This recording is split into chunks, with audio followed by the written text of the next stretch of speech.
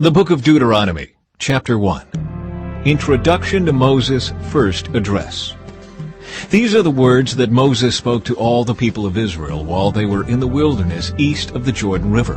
They were camped in the Jordan Valley near Suph, between Paran on one side, and Tophel, Laban, Hazeroth, and Dizahab on the other. Normally, it takes only 11 days to travel from Mount Sinai to Kadesh Barnea, going by way of Mount Seir. But 40 years after the Israelites left Egypt, on the first day of the 11th month, Moses addressed the people of Israel, telling them everything the Lord had commanded him to say. This took place after he had defeated King Sihon of the Amorites, who had ruled in Heshbon, and King Og of Bashan, who had ruled in Ashtaroth and Edrei. While the Israelites were in the land of Moab east of the Jordan River, Moses carefully explained the Lord's instructions as follows. The command to leave Sinai. When we were at Mount Sinai, the Lord our God said to us, "You have stayed at this mountain long enough. It is time to break camp and move on. Go to the hill country of the Amorites, and to all the neighboring regions, the Jordan Valley, the hill country, the western foothills, the Negev, and the coastal plain. Go to the land of the Canaanites and to Lebanon, and all the way to the great Euphrates River. Look, I am giving all this land to you. Go in and occupy it, for it is the land the Lord swore to give to your ancestors, Abraham, Isaac, and Jacob, and to all their descendants." Moses appoints leaders from each tribe. Moses continued, "At that time I told you, you are too great a burden for me to carry all by myself. The Lord your God has increased your population, making you as numerous as the stars. And may the Lord, the God of your ancestors, multiply you 1,000 times more and bless you as he promised. But you are such a heavy load to carry. How can I deal with all your problems and bickering? Choose some well-respected men from each tribe who are known for their wisdom and understanding, and I will appoint them as your leaders." Then you responded, "Your plan is a good one." So I took the wise and respected men you had selected from your tribes and appointed them to serve as judges and officials over you. Some were responsible for 1,000 people, some for 100, some for 50, and some for 10. At that time I instructed the judges, "You must hear the cases of your fellow Israelites and the foreigners living among you. Be perfectly fair in your decisions and impartial in your judgments. Hear the cases of those who are poor as well as those who are rich. Don't be afraid of anyone's anger, for the decision you make is God's decision. Bring me any cases that are too difficult for you, and I will handle them." At that time I gave you instructions about everything you were to do. Scouts explore the land. Then, just as the Lord our God commanded us, we left Mount Sinai and traveled through the great and terrifying wilderness, as you yourselves remember, and headed toward the hill country of the Amorites. When we arrived at Kadesh Barnea, I said to you, "You have now reached the hill country of the Amorites that the Lord our God is giving us. Look, he has placed the land in front of you. Go and occupy it, as the Lord, the God of your ancestors, has promised you. Don't be afraid. Don't be discouraged." But you all came to me and said, "First, let's send out scouts to explore the land for us. They will advise us on the best route to take and which towns we should enter." This seemed like a good idea to me, so I chose 12 scouts, one from each of your tribes. They headed for the hill country and came to the valley of Eshcol and explored it. They picked some of its fruit and brought it back to us, and they reported, "The land the Lord our God has given us is indeed a good land." Israel's rebellion against the Lord. But you rebelled against the command of the Lord your God and refused to go in. You complained in your tents and said, "The Lord must hate us. That's why he has brought us here from Egypt, to hand us over to the Amorites to be slaughtered. Where can we go? Our brothers have demoralized us with their report. They tell us the people of the land are taller and more powerful than we are, and their towns are large, with walls rising high into the sky. We even saw giants there, the descendants of Anak." But I said to you, "Don't be shocked or afraid of them. The Lord your God is going ahead of you. He will fight for you, just as you saw him do in Egypt. And you saw how the Lord your God cared for you all along the way as you traveled through the wilderness, just as a father cares for his child. Now he has brought you to this place. But even after all he did, you refused to trust the Lord your God, who goes before you, looking for the best places to camp, guiding you with a pillar of fire by night and a pillar of cloud by day. When the Lord heard your complaining, he became very angry, so he solemnly swore, "Not one of you from this wicked generation will live to see the good land I swore to give your ancestors, except Caleb son of Jephunneh. He will see this land because he has followed the Lord completely. I will give to him and his descendants some of the very land he explored during his scouting mission." And the Lord was also angry with me because of you. He said to me, "Moses, not even you will enter the promised land. Instead, your assistant, Joshua, son of Nun, will lead the people into the land. Encourage him, for he will lead Israel as they take possession of it. I will give the land to your little ones, your innocent children. You were afraid they would be captured, but they will be the ones who occupy it. As for you, turn around now and go on back through the wilderness toward the Red Sea." Then you confessed, "We have sinned against the Lord. We will go into the land and fight for it, as the Lord our God has commanded us." So your men strapped on their weapons, thinking it would be easy to attack the hill country. But the Lord told me to tell you, "Do not attack, for I am not with you. If you go ahead on your own, you will be crushed by your enemies." This is what I told you, but you would not listen. Instead, you again rebelled against the Lord's command and arrogantly went into the hill country to fight. But the Amorites who lived there came out against you like a swarm of bees. They chased and battered you all the way from Seir to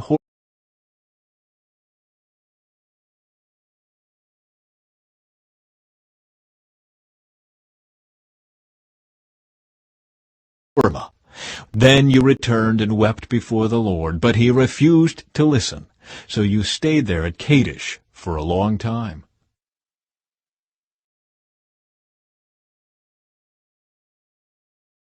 Chapter 2. Remembering Israel's Wanderings. Then we turned around and headed back across the wilderness toward the Red Sea, just as the Lord had instructed me. And we wandered around in the region of Mount Seir for a long time. Then at last the Lord said to me, "You have been wandering around in this hill country long enough. Turn to the north. Give these orders to the people. You will pass through the country belonging to your relatives the Edomites, the descendants of Esau, who live in Seir. The Edomites will feel threatened, so be careful. Do not bother them, for I have given them all the hill country around Mount Seir as their property, and I will not give you even 1 square foot of their land. If you need food to eat or water to drink, pay them for it. For the Lord your God has blessed you in everything you have done. He has watched your every step through this great wilderness. During these 40 years the Lord your God has been with you, and you have lacked nothing." So we bypassed the territory of our relatives, the descendants of Esau, who live in Seir. We avoided the road through the Arabah valley that comes up from Elath and Ezion-Geber. Then, as we turned north along the desert route through Moab, the Lord warned us, "Do not bother the Moabites, the descendants of Lot, or start a war with them. I have given them Ar as their property, and I will not give you any of their land." A race of giants called the Emites had once lived in the area of Ar. They were as strong and numerous and tall as the Anakites, another race of giants. Both the Emites and the Anakites are also known as the Rephaites, though the Moabites called them Emites. In earlier times, the Horites had lived in Seir, but they were driven out and displaced by the descendants of Esau, just as Israel drove out the people of Canaan when the Lord gave Israel their land. Moses continued, "Then the Lord said to us, 'Get moving, cross the Zered brook.' So we crossed the brook. 38 years passed from the time we first left Kadesh Barnea until we finally crossed the Zered brook. By then all the men old enough to fight in battle had died in the wilderness, as the Lord had vowed would happen. The Lord struck them down until they had all been eliminated from the community. When all the men of fighting age had died, the Lord said to me, 'Today you will cross the border of Moab at Ar, and enter the land of the Ammonites, the descendants of Lot. But do not bother them or start a war with them. I have given the land of Ammon to them as their property, and I will not give you any of their land. That area was once considered the land of the Rephaites who had lived there, though the Ammonites called them Zamzummites. They were also as strong and numerous and tall as the Anakites. But the Lord destroyed them, so the Ammonites could occupy their land. He had done the same for the descendants of Esau who lived in Seir, for he destroyed the Horites so they could settle there in their place. The descendants of Esau live there to this day. A similar thing happened when the Caphtorites from Crete invaded and destroyed the Avites, who had lived in villages in the area of Gaza. Moses continued, "Then the Lord said, 'Now get moving, cross the Arnon Gorge. Look, I will hand over to you Sihon the Amorite, king of Heshbon, and I will give you his land. Attack him and begin to occupy the land. Beginning today, I will make people throughout the earth terrified because of you. When they hear reports about you, they will tremble with dread and fear.'" Victory over Sihon of Heshbon. Moses continued, "From the wilderness of Kedemoth I sent ambassadors to King Sihon of Heshbon with this proposal of peace. Let us travel through your land. We will stay on the main road and won't turn off into the fields on either side. Sell us food to eat and water to drink, and we will pay for it. All we want is permission to pass through your land. The descendants of Esau who live in Seir allowed us to go through their country, and so did the Moabites who live in Ar. Let us pass through until we cross the Jordan into the land the Lord our God is giving us." But King Sihon of Heshbon refused to allow us to pass through, because the Lord your God made Sihon stubborn and defiant, so he could help you defeat him, as he has now done. Then the Lord said to me, "Look, I have begun to hand King Sihon and his land over to you. Begin now to conquer and occupy his land." Then King Sihon declared war on us and mobilized his forces at Jahaz. But the Lord our God handed him over to us, and we crushed him, his sons, and all his people. We conquered all his towns and completely destroyed everyone, men, women, and children. Not a single person was spared. We took all the livestock as plunder for ourselves, along with anything of value from the towns we ransacked. The Lord our God also helped us conquer Aror on the edge of the Arnon Gorge, and the town in the gorge, and the whole area as far as Gilead. No town had walls too strong for us. However, we avoided the land of the Ammonites all along the Jabbok River and the towns in the hill country, all the places the Lord our God had commanded us to leave alone.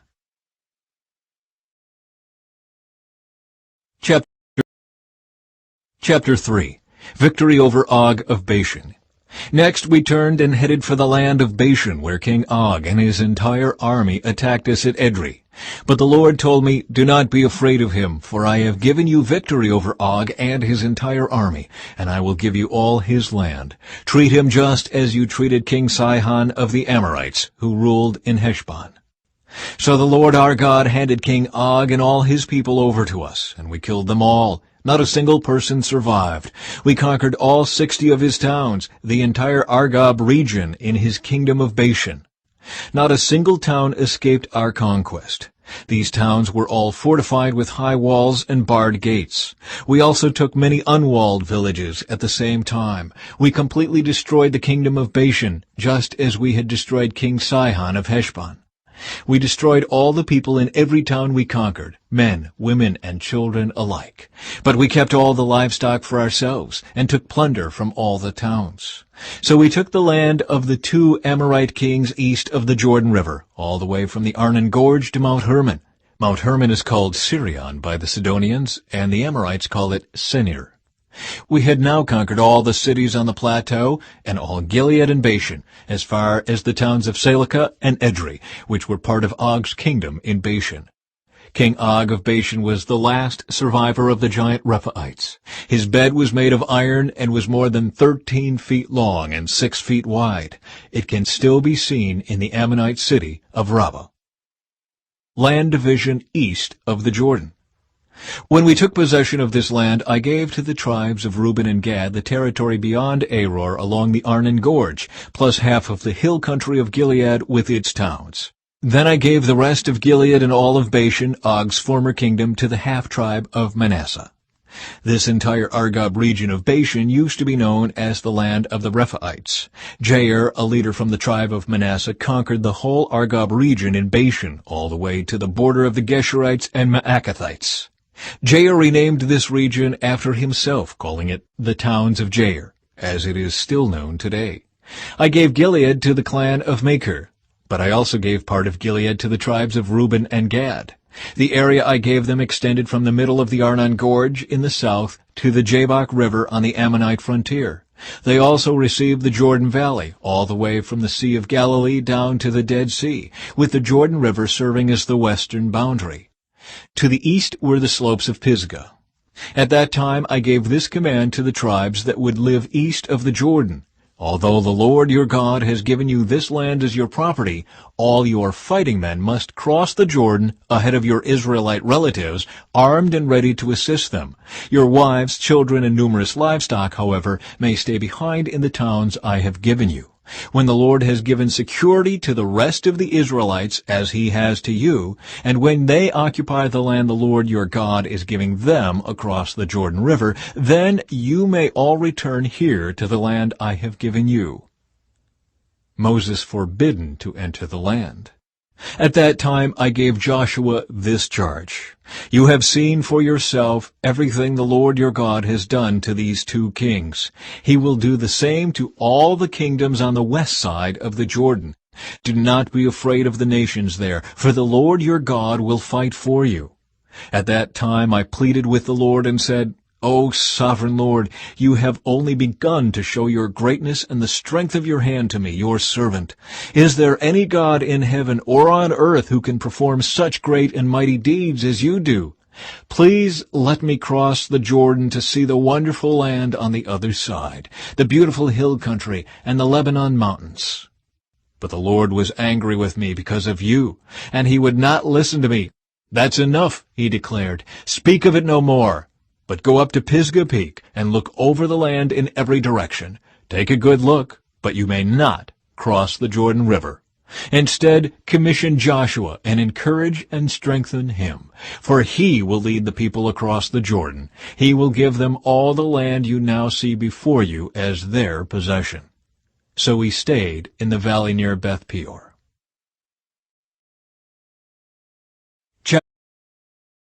Chapter 4.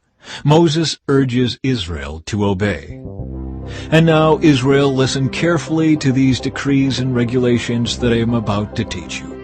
Obey them so that you may live, so you may enter and occupy the land that the Lord, the God of your ancestors, is giving you. Do not add to or subtract from these commands I am giving you. Just obey the commands of the Lord your God that I am giving you. You saw for yourself what the Lord did to you at Baal Peor. There the Lord your God destroyed everyone who had worshipped Baal, the god of Peor. But all of you who were faithful to the Lord your God are still alive today, every one of you. Look, I now teach you these decrees and regulations just as the Lord my God commanded me, so that you may obey them in the land you are about to enter and occupy. Obey them completely, and you will display your wisdom and intelligence among the surrounding nations. When they hear all these decrees, they will exclaim, How wise and prudent are the people of this great nation! For what great nation has a God as near to them as the Lord our God is near to us whenever we call on him? And what great nation has decrees and regulations as righteous and fair as this body of instructions that I am giving you today? But watch out. Be careful never to forget what you yourself have seen. Do not let these memories escape from your mind as long as you live, and be sure to pass them on to your children and grandchildren.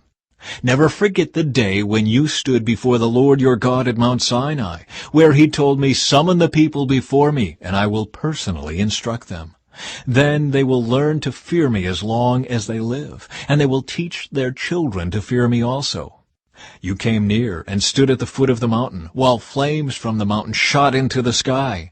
The mountain was shrouded in black clouds and deep darkness, and the Lord spoke to you from the heart of the fire. You heard the sound of his words, but didn't see his form. There was only a voice. He proclaimed his covenant, the 10 Commandments, which he commanded you to keep, and which he wrote on 2 stone tablets. It was at that time that the Lord commanded me to teach you his decrees and regulations so you would obey them in the land you are about to enter and occupy. A warning against idolatry. But be very careful. You did not see the Lord's form on the day he spoke to you from the heart of the fire at Mount Sinai. So do not corrupt yourselves by making an idol in any form, whether of a man or a woman, an animal on the ground, a bird in the sky, a small animal that scurries along the ground, or a fish in the deepest sea. And when you look up into the sky and see the sun, moon, and stars, all the forces of heaven, don't be seduced into worshiping them. The Lord your God gave them to all the peoples of the earth. Remember that the Lord rescued you from the iron-smelting furnace of Egypt in order to make you his very own people and his special possession, which is what you are today.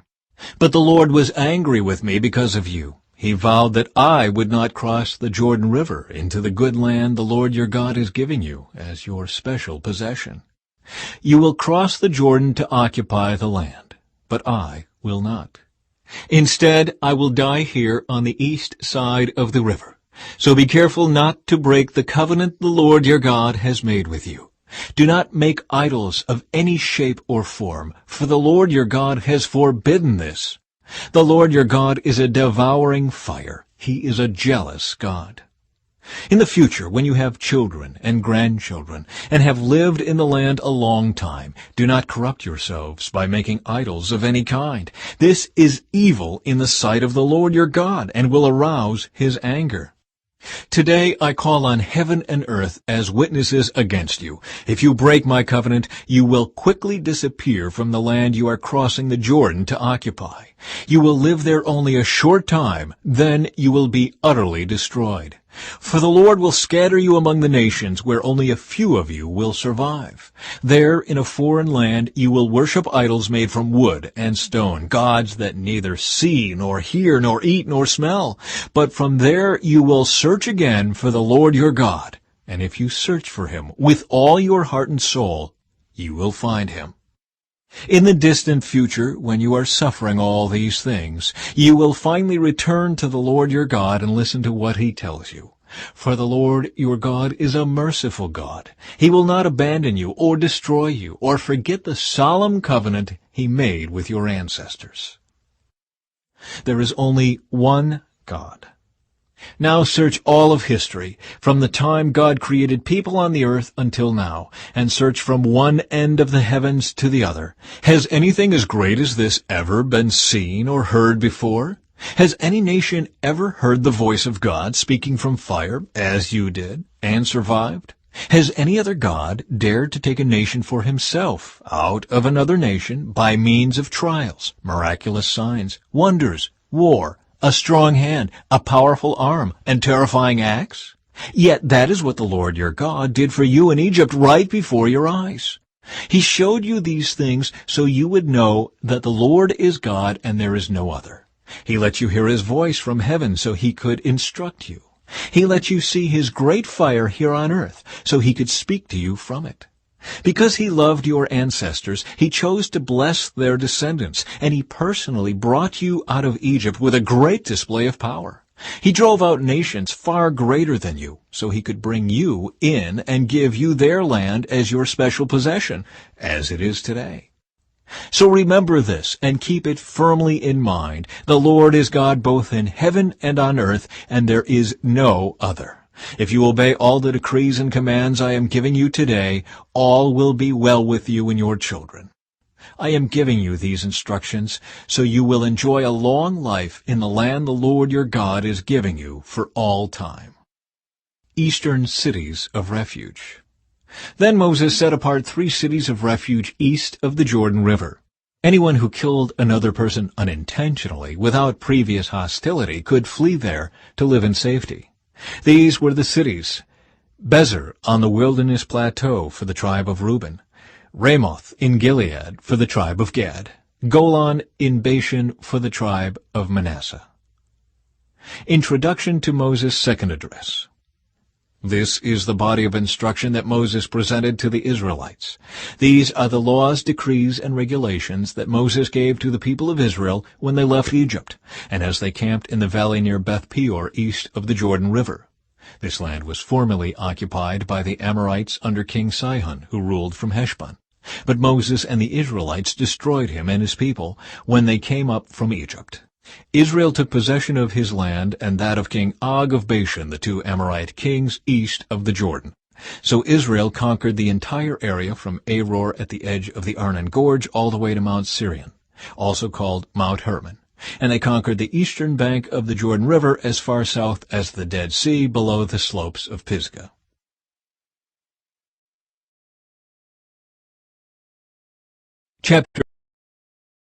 Chapter 5. 10 Commandments for the Covenant Community. Moses called all the people of Israel together and said, "Listen carefully, Israel. Hear the decrees and regulations I am giving you today, so you may learn them and obey them. The Lord our God made a covenant with us at Mount Sinai. The Lord did not make this covenant with our ancestors, but with all of us who are alive today. At the mountain the Lord spoke to you face to face from the heart of the fire. I stood as an intermediary between you and the Lord, for you were afraid of the fire and did not want to approach the mountain.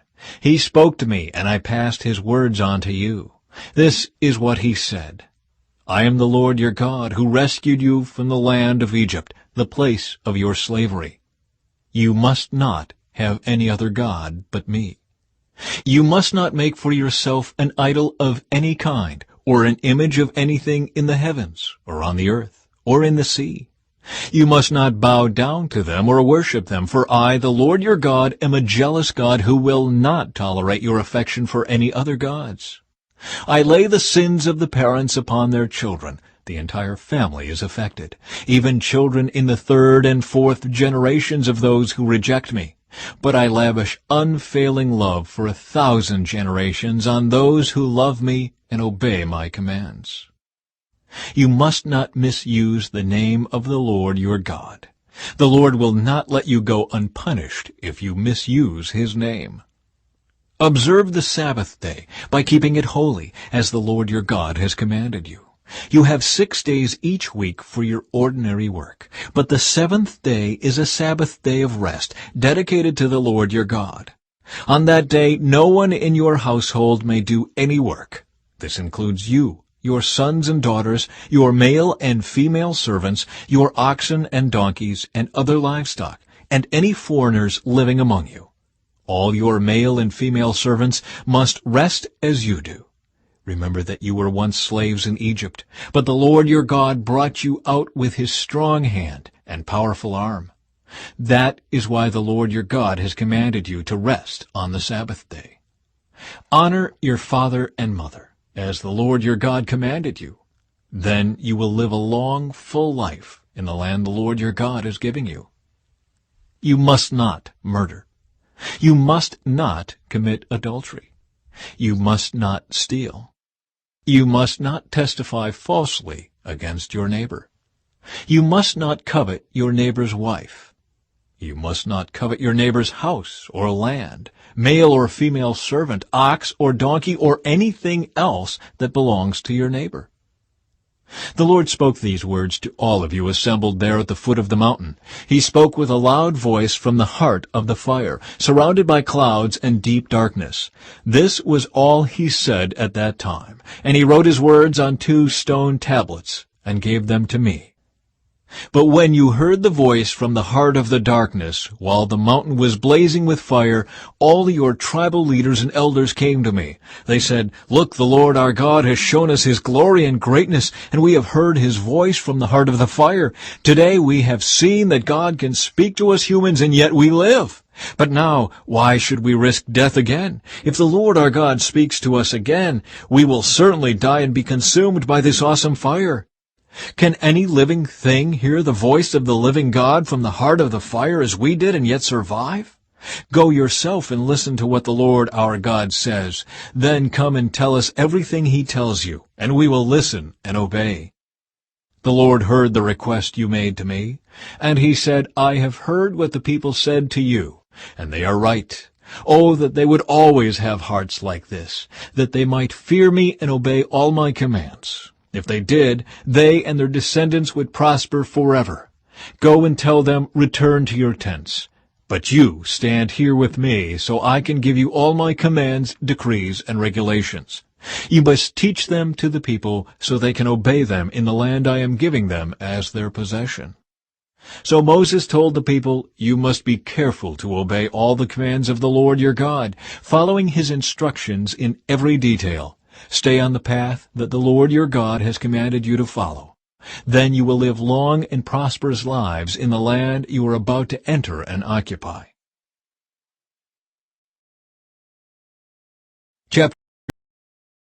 Chapter 6. A call for wholehearted commitment. These are the commands, decrees, and regulations that the Lord your God commanded me to teach you. You must obey them in the land you are about to enter and occupy, and you and your children and grandchildren must fear the Lord your God as long as you live. If you obey all his decrees and commands, you will enjoy a long life. Listen closely, Israel, and be careful to obey. Then all will go well with you, and you will have many children in the land flowing with milk and honey, just as the Lord, the God of your ancestors, promised you. Listen, O Israel, the Lord is our God, the Lord alone. And you must love the Lord your God with all your heart, all your soul, and all your strength. And you must commit yourselves wholeheartedly to these commands that I am giving you today. Repeat them again and again to your children. Talk about them when you are at home, and when you are on the road, when you are going to bed, and when you are getting up. Tie them to your hands and wear them on your forehead as reminders.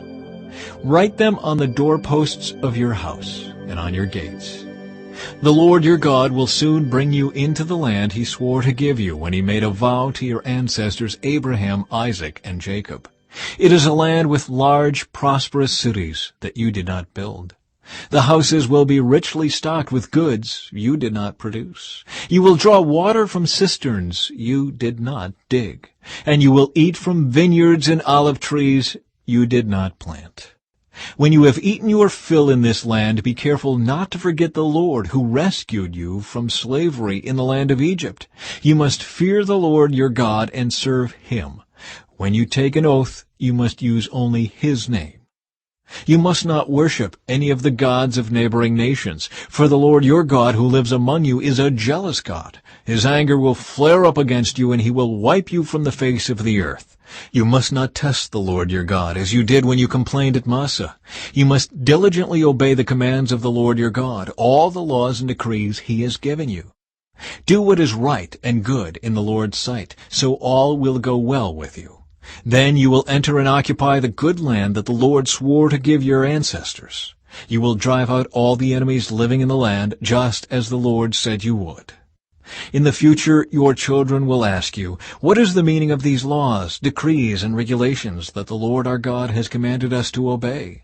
Then you must tell them, we were Pharaoh's slaves in Egypt, but the Lord brought us out of Egypt with his strong hand. The Lord did miraculous signs and wonders before our eyes, dealing terrifying blows against Egypt and Pharaoh and all his people. He brought us out of Egypt so he could give us this land he had sworn to give our ancestors. And the Lord our God commanded us to obey all these decrees and to fear him, so he can continue to bless us and preserve our lives, as he has done to this day. For we will be counted as righteous when we obey all the commands the Lord our God has given us.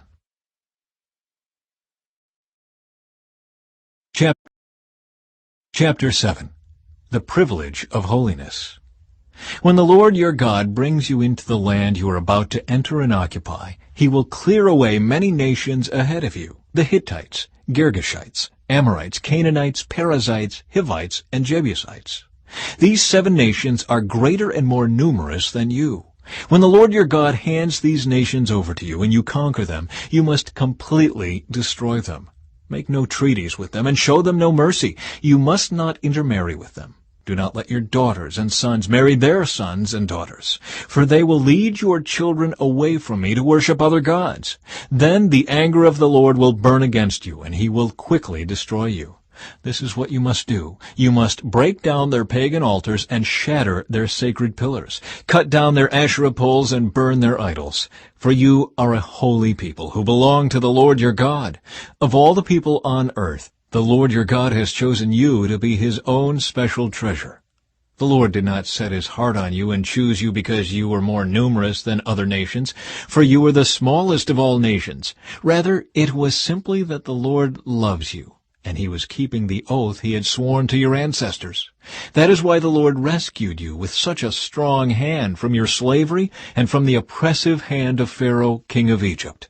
Understand, therefore, that the Lord your God is indeed God. He is the faithful God who keeps his covenant for 1,000 generations and lavishes his unfailing love on those who love him and obey his commands. But he does not hesitate to punish and destroy those who reject him. Therefore, you must obey all these commands, decrees, and regulations I am giving you today. If you listen to these regulations and faithfully obey them, the Lord your God will keep his covenant of unfailing love with you, as he promised with an oath to your ancestors. He will love you and bless you, and he will give you many children. He will give fertility to your land and your animals. When you arrive in the land he swore to give your ancestors, you will have large harvests of grain, new wine and olive oil, and great herds of cattle, sheep, and goats. You will be blessed above all the nations of the earth. None of your men or women will be childless, and all your livestock will bear young. And the Lord will protect you from all sickness. He will not let you suffer from the terrible diseases you knew in Egypt, but he will inflict them on all your enemies. You must destroy all the nations the Lord your God hands over to you. Show them no mercy, and do not worship their gods, or they will trap you. Perhaps you will think to yourselves, how can we ever conquer these nations that are so much more powerful than we are? But don't be afraid of them. Just remember what the Lord your God did to Pharaoh and to all the land of Egypt. Remember the great terrors the Lord your God sent against them. You saw it all with your own eyes. And remember the miraculous signs and wonders and the strong hand and powerful arm with which he brought you out of Egypt. The Lord your God will use this same power against all the people you fear. And then the Lord your God will send terror to drive out the few survivors still hiding from you. No, do not be afraid of those nations, for the Lord your God is among you, and he is a great and awesome God. The Lord your God will drive those nations out ahead of you little by little. You will not clear them away all at once, otherwise the wild animals would multiply too quickly for you. But the Lord your God will hand them over to you. He will throw them into complete confusion until they are destroyed. He will put their kings in your power, and you will erase their names from the face of the earth. No one will be able to stand against you, and you will destroy them all. You must burn their idols in fire, and you must not covet the silver or gold that covers them. You must not take it, or it will become a trap to you, for it is detestable to the Lord your God. Do not bring any detestable objects into your home, for then you will be destroyed, just like them. You must utterly detest such things, for they are set apart for destruction.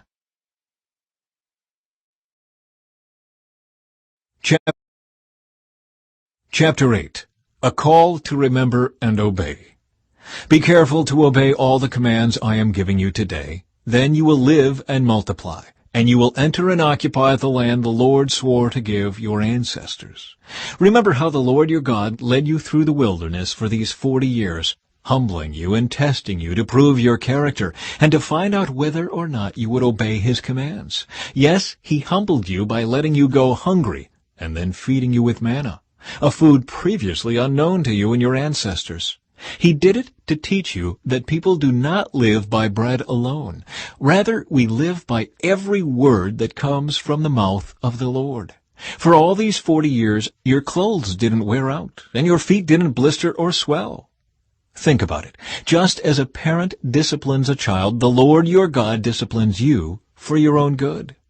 So obey the commands of the Lord your God by walking in his ways and fearing him.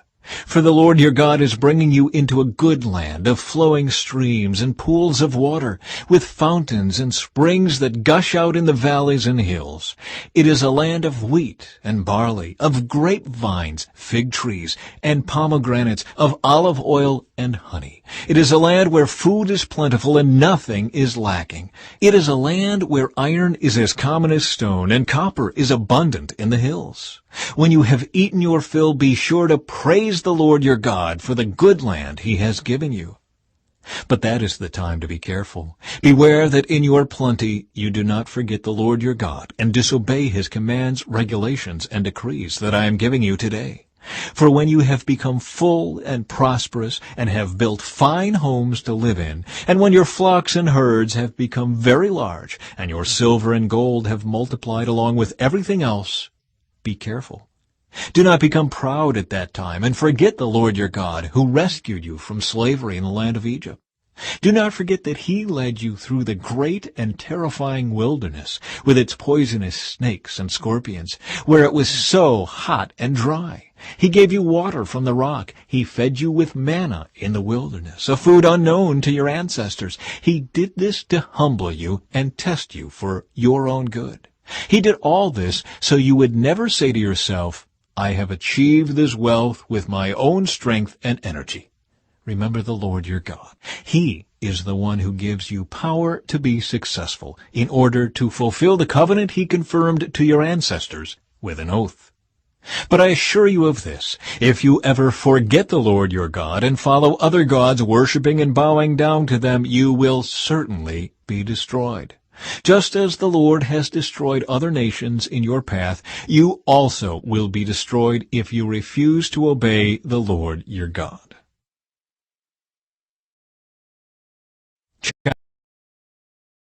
Chapter 9. Victory by God's Grace. Listen, O Israel. Today you are about to cross the Jordan River to take over the land belonging to nations much greater and more powerful than you. They live in cities with walls that reach to the sky. The people are strong and tall, descendants of the famous Anakite giants. You've heard the saying, who can stand up to the Anakites? But recognize today that the Lord your God is the one who will cross over ahead of you like a devouring fire to destroy them. He will subdue them so that you will quickly conquer them and drive them out just as the Lord has promised. After the Lord your God has done this for you, don't say in your hearts, the Lord has given us this land because we are such good people. No, it is because of the wickedness of the other nations that he is pushing them out of your way. It is not because you are so good or have such integrity that you are about to occupy their land.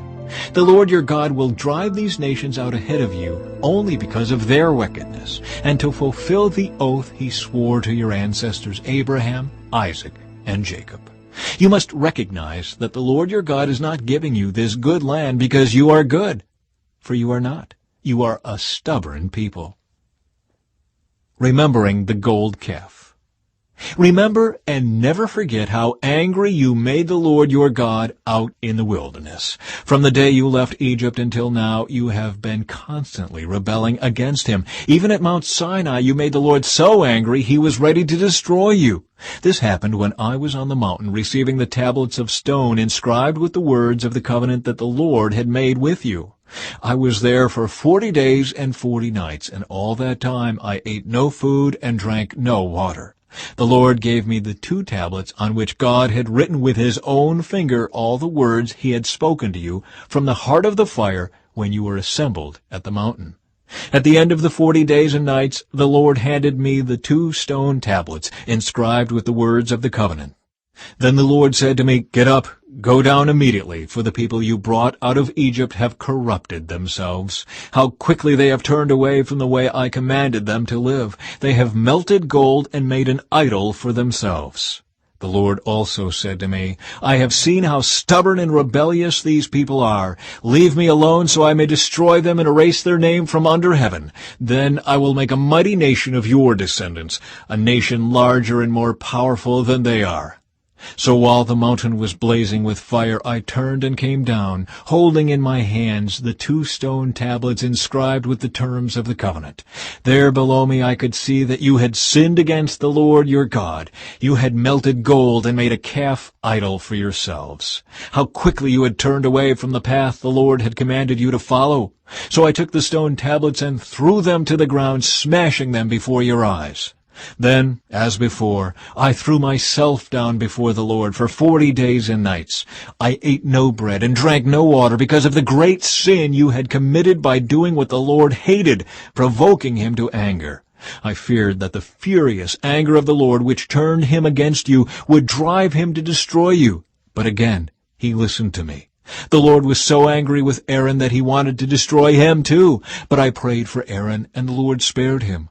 I took your sin, the calf you had made, and I melted it down in the fire and ground it into fine dust. Then I threw the dust into the stream that flows down the mountain. You also made the Lord angry at Taberah, Massah, and Kibroth-Hattaavah. And at Kadesh Barnea the Lord sent you out with this command, Go up and take over the land I have given you. But you rebelled against the command of the Lord your God and refused to put your trust in him or obey him. Yes, you have been rebelling against the Lord as long as I have known you. That is why I threw myself down before the Lord for 40 days and nights. For the Lord said he would destroy you. I prayed to the Lord and said, O sovereign Lord, do not destroy them. They are your own people. They are your special possession, whom you redeemed from Egypt by your mighty power and your strong hand. Please overlook the stubbornness and the awful sin of these people, and remember instead your servants Abraham, Isaac, and Jacob. If you destroy these people, the Egyptians will say, The Israelites died because the Lord wasn't able to bring them to the land he had promised to give them. Or they might say, He destroyed them because he hated them. He deliberately took them into the wilderness to slaughter them. But they are your people and your special possession, whom you brought out of Egypt by your great strength and powerful arm.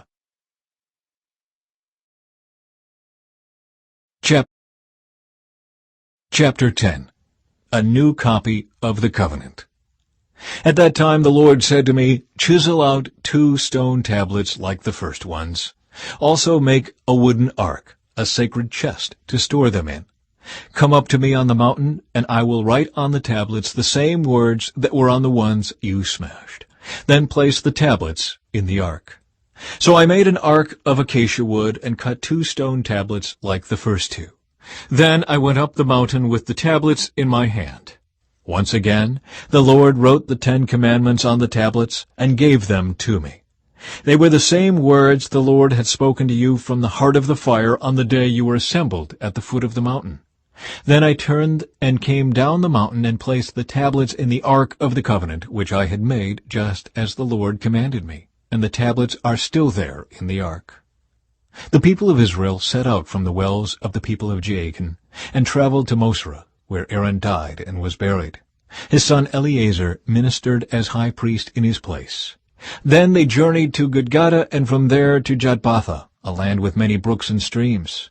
At that time the Lord set apart the tribe of Levi to carry the ark of the Lord's covenant and to stand before the Lord as his ministers and to pronounce blessings in his name. These are their duties to this day. That is why the Levites have no share of property or possession of land among the other Israelite tribes. The Lord himself is their special possession, as the Lord your God told them. As for me, I stayed on the mountain in the Lord's presence for 40 days and nights, as I had done the first time. And once again the Lord listened to my pleas and agreed not to destroy you. Then the Lord said to me, Get up and resume the journey, and lead the people to the land I swore to give to their ancestors, so they may take possession of it. A call to love and obedience. And now, Israel, what does the Lord your God require of you? He requires only that you fear the Lord your God, and live in a way that pleases him, and love him, and serve him with all your heart and soul. And you must always obey the Lord's commands and decrees that I am giving you today for your own good. Look, the highest heavens and the earth and everything in it all belong to the Lord your God. Yet the Lord chose your ancestors as the objects of his love, and he chose you, their descendants, above all other nations, as is evident today. Therefore, change your hearts and stop being stubborn. For the Lord your God is the God of gods and Lord of lords. He is the great God, the mighty and awesome God, who shows no partiality and cannot be bribed. He ensures that orphans and widows receive justice. He shows love to the foreigners living among you and gives them food and clothing. So you too must show love to foreigners, for you yourselves were once foreigners in the land of Egypt. You must fear the Lord your God and worship him and cling to him. Your oaths must be in his name alone. He alone is your God, the only one who is worthy of your praise, the one who has done these mighty miracles that you have seen with your own eyes. When your ancestors went down into Egypt, there were only 70 of them. But now the Lord your God has made you as numerous as the stars in the sky.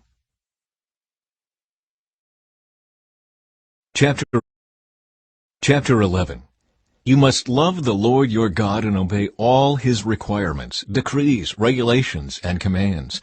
Keep in mind that I am not talking now to your children, who have never experienced the discipline of the Lord your God, or seen his greatness and his strong hand and powerful arm. They didn't see the miraculous signs and wonders he performed in Egypt against Pharaoh and all his land. They didn't see what the Lord did to the armies of Egypt and to their horses and chariots, how he drowned them in the Red Sea as they were chasing you. He destroyed them, and they have not recovered to this very day. Your children didn't see how the Lord cared for you in the wilderness until you arrived here. They didn't see what he did to Dathan and Abiram, the sons of Eliab, a descendant of Reuben, when the earth opened its mouth in the Israelite camp and swallowed them, along with their households and tents and every living thing that belonged to them. But you have seen the Lord perform all these mighty deeds with your own eyes. The blessings of obedience. Therefore be careful to obey every command I am giving you today, so you may have strength to go in and take over the land you are about to enter. If you obey, you will enjoy a long life in the land the Lord swore to give to your ancestors and to you their descendants, a land flowing with milk and honey. For the land you are about to enter and take over is not like the land of Egypt from which you came, where you planted your seed and made irrigation ditches with your foot, as in a vegetable garden. Rather, the land you will soon take over is a land of hills and valleys, with plenty of rain, a land that the Lord your God cares for. He watches over it through each season of the year. If you carefully obey all the commands I am giving you today, and if you love the Lord your God and serve him with all your heart and soul, then he will send the rains in their proper seasons, the early and late rains, so you can bring in your harvests of grain, new wine, and olive oil. He will give you lush pasture land for your livestock, and you yourselves will have all you want to eat. But be careful. Don't let your heart be deceived, so that you turn away from the Lord and serve and worship other gods. If you do, the Lord's anger will burn against you. He will shut up the sky and hold back the rain, and the ground will fail to produce its harvests. Then you will quickly die in that good land the Lord is giving you. So commit yourselves wholeheartedly to these words of mine. Tie them to your hands and wear them on your forehead as reminders. Teach them to your children. Talk about them when you are at home and when you are on the road, when you are going to bed and when you are getting up. Write them on the doorposts of your house and on your gates, so that as long as the sky remains above the earth, you and your children may flourish in the land the Lord swore to give your ancestors. Be careful to obey all these commands I am giving you. Show love to the Lord your God by walking in his ways and holding tightly to him. Then the Lord will drive out all the nations ahead of you, though they are much greater and stronger than you, and you will take over their land. Wherever you set foot, that land will be yours. Your frontiers will stretch from the wilderness in the south to Lebanon in the north, and from the Euphrates River in the east to the Mediterranean Sea in the west. No one will be able to stand against you, for the Lord your God will cause the people to fear and dread you, as he promised, wherever you go in the whole land. Look, today I am giving you the choice between a blessing and a curse. You will be blessed if you obey the commands of the Lord your God that I am giving you today. But you will be cursed if you reject the commands of the Lord your God and turn away from him and worship gods you have not known before. When the Lord your God brings you into the land and helps you take possession of it, you must pronounce the blessing at Mount Gerizim and the curse at Mount Ebal. These two mountains are west of the Jordan River in the land of the Canaanites who live in the Jordan Valley, near the town of Gilgal, not far from the oaks of Moreh. For you are about to cross the Jordan River to take over the land the Lord your God is giving you. When you take that land and are living in it, you must be careful to obey all the decrees and regulations I am giving you today. Chapter 12. The Lord's chosen place for worship. These are the decrees and regulations you must be careful to obey when you live in the land that the Lord, the God of your ancestors, is giving you. You must obey them as long as you live. When you drive out the nations that live there, you must destroy all the places where they worship their gods, high on the mountains, up on the hills, and under every green tree. Break down their altars and smash their sacred pillars. Burn their Asherah poles and cut down their carved idols. Completely erase the names of their gods.